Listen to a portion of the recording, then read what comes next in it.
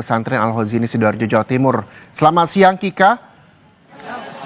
Kika, saat ini seperti siang. apa Reza kondisinya dan penggunaan alat berat juga sudah dilakukan? Di mana saja yang menjadi titik fokus pencarian? Untuk titik fokus pencarian saat ini juga masih terus dilakukan, terutama di lokasi reruntuhan bangunan dari Pondok Pesantren Al-Khozini Sidoarjo, Jawa Timur. Namun saat ini saya sudah bersama dengan Wakil Gubernur Jawa Timur, Bapak Emil Elistianto Dardak, dan juga bersama dengan Ibu Wakil Bupati Sidoarjo, Ibu Mimi Idayana. Assalamualaikum warahmatullahi wabarakatuh. Iya, tadi sudah diputuskan pukul 11.30 penggunaan alat berat ini sudah dilakukan, Pak. Bagaimana? Kami mengapresiasi leadership dari Kepala Basarnas dan Kepala BNPB. Tadi Pak Lejen Suharyanto, Pak Lejen Syafi'i bersama Ibu Gubernur. Jadi dari tadi malam setelah melakukan evakuasi relatif beberapa santri bisa dievakuasi dan langsung dibawa ke rumah sakit ya. Kemudian terus ditelusuri. Kenapa saya hari ini kesini? Saya saat ini sini karena kemarin saat bertemu dengan wali santri atau orang tua dari santri atau keluarga dari santri, saya selalu menekankan kita berdoa dan memberikan harapan yang terbaik lah, dari berharap yang terbaik dari petugas, tapi beri mereka kesempatan untuk bekerja. Jadi namun setelah diputuskan tadi, kita juga harus segera mengambil keputusan untuk mengevakuasi reruntuhannya, karena apabila di dalam sana ada santri yang dalam keadaan meninggal, tentu harus diselamatkan jasadnya. Inilah langkah yang diambil, dan tentunya kami harus menyampaikan kepada orang tua keputusan diambil, menjelaskan kembali, dan ya tentu tidak mudah bagi mereka untuk menerima. Ada Bu Wakil Bupati, ada Ibu Wakil Ketua DPRD, kami tadi bersama-sama ya,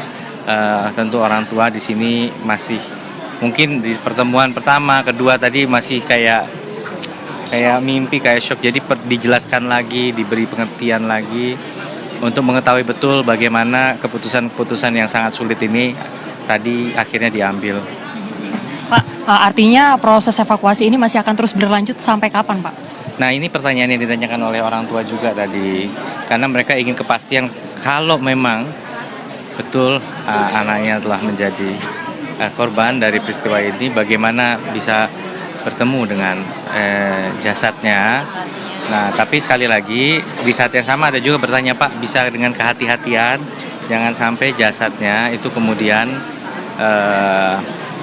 ya terdampak negatif dari proses pencarian itu sendiri karena menggunakan alat berat. Tadi juga saat saya bicara dengan pimpinan koordinatornya dari ahli struktur ITS, Pak Muji, apa langsung ada di sana masih ada jasad, kita masih memuliakan mereka. Jadi jangan juga terlalu gerasa gerusu prosesnya dan berdampak kepada jasad. Maka dilakukan dengan kehati-hatian, tapi juga tidak dilakukan dengan menunda-nunda. Jadi jumlah personil yang ada di lapangan, alat yang tersedia ini banyak sekali, sehingga betul-betul jeda tidak ada, intensitas bisa tinggi. Jadi kami mohon doanya. Mungkin Bu Wabub ada tambahan, Bu Wabub gimana? Sebentar, sebelum kami ke Ibu Wabub, satu lagi Pak, terkait dengan wali murid yang saat ini juga masih menunggu, apakah untuk fasilitas misalkan seperti bantuan seperti ini juga masih akan terus diberikan, dan sampai kapan sekiranya mereka bisa menunggu untuk mendapatkan informasi kepastian tersebut? Ini penting sekali ya, karena tentunya tempat ini menjadi satu center untuk semua informasi. Di sini orang tua bisa dari sini, ada posko BPBD, Basarnas, semua proses pencarian pun bisa dilihat dari layar di sini. Terima kasih untuk Sidoarjo yang sudah memasang ini. Jadi ini tetap di standby kan. Tadi bersama dengan rekan-rekan DPRD ya, dan juga Pak Sekda, kita juga mengecek ke Sinambungan Dapur Umum yang terus menyediakan makanan untuk semua yang hadir di sini, baik yang bertugas ataupun keluarga.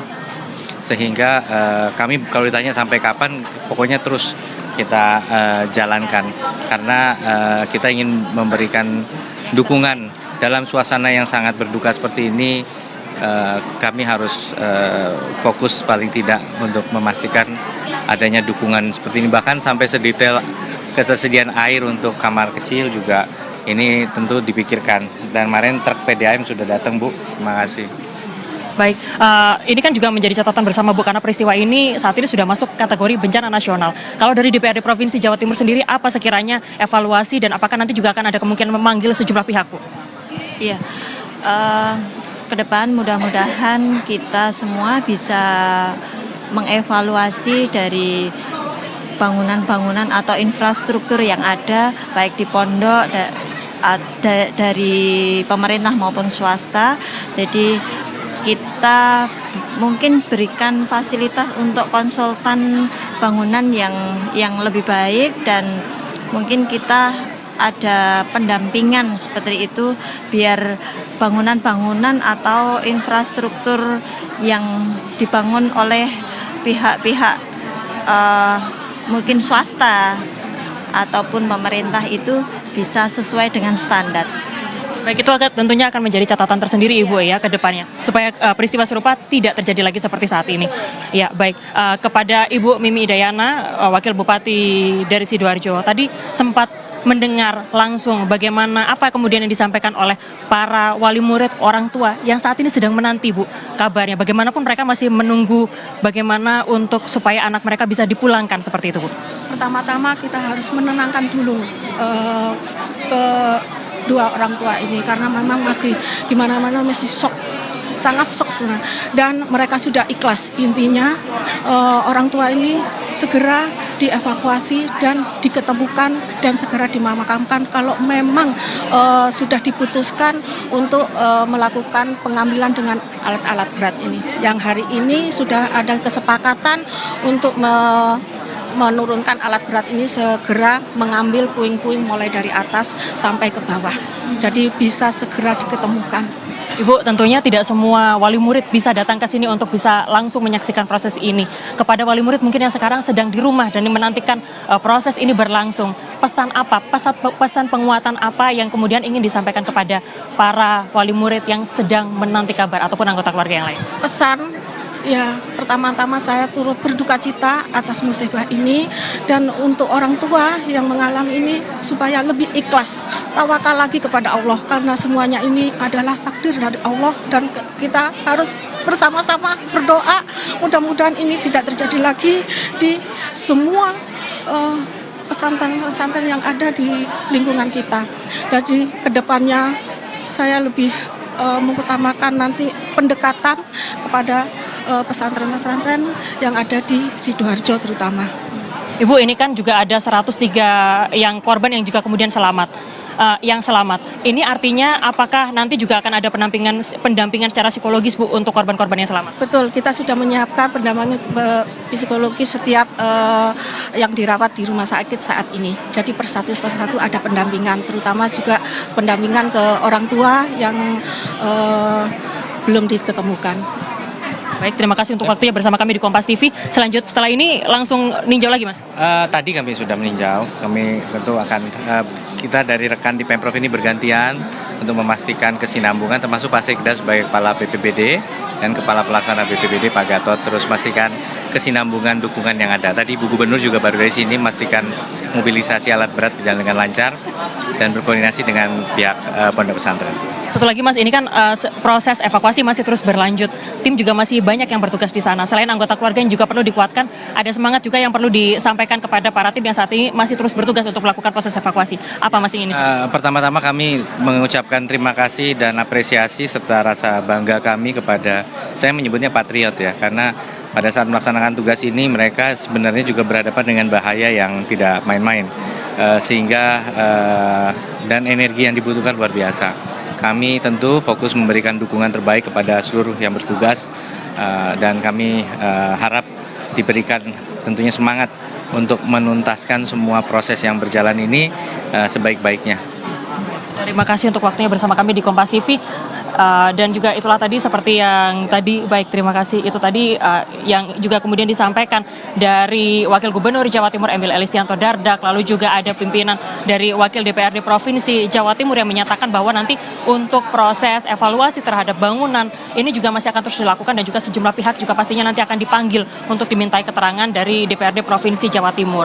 Penguatan juga disampaikan oleh Wakil Bupati Sidoarjo yang menyatakan bahwa penguatan semangat, meskipun wali murid juga sudah menyatakan bahwa ikhlas karena di hari keempat proses pencarian ini juga masih belum menemukan titik terang. Penguatan lain yang juga kemudian disiapkan oleh pemerintah Kabupaten Sidoarjo ini adalah berupa dampingan psikologis tidak hanya bagi para siswa yang selamat dari peristiwa ini, tetapi juga kepada wali murid ya, sehingga saat ini juga masih terus menanti.